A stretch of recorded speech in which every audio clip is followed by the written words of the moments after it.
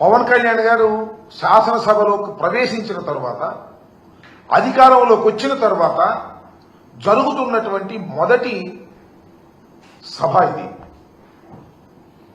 ఆవిర్భావ సభ.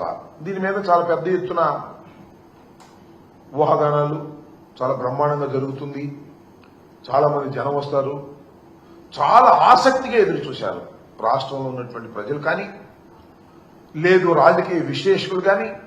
ఈ జయకేతంలో ఏ సంకేతాన్ని రాష్ట్ర ప్రజలకి, జనసేన పార్టీ కార్యకర్తలకి, నాయకులకి చంద్రబాబు నాయుడు గారు లేదో పవన్ కళ్యాణ్ గారు ఇస్తారు అని చాలా ఆసక్తిగా ఎదురు చూశారు. నిన్న సభ జరిగింది, జనం సహజంగానే బాగానే వచ్చారు.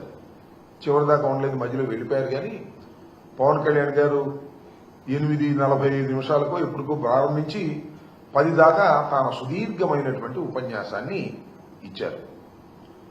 ఆ ఉపన్యాసం మీద లేదా నేను కూడా చాలా ఆతృతగా రేపు అంటే ఇవాళ ఎంతో కొంత స్పందించాల్సి ఉంటుంది అపోజిషన్లో ఉన్నటువంటి మేమని చాలా ఆసక్తిగా చూశాను. ఆసక్తిగా చూసిన తర్వాత నాకు అర్థమైంది అసలు ఆయన ఏం చెప్పాలనుకున్నాడు, ఏమి చెప్పాడు.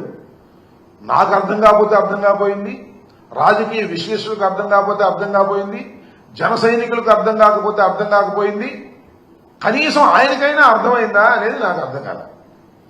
మొదటి మాత్రం ఒక పావుగంట సేపు ఒక కృత్రిమంగా ఊగిపోతూ చాలా శ్లోకాలు చదువుతూ చాలా వీరత్వాన్ని ప్రదర్శిస్తూ ఊగిపోయారు.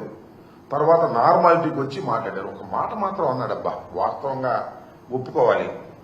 నిలబడ్డాం, 4 దశాబ్దాల టీడీపీని నిలబెట్టాం.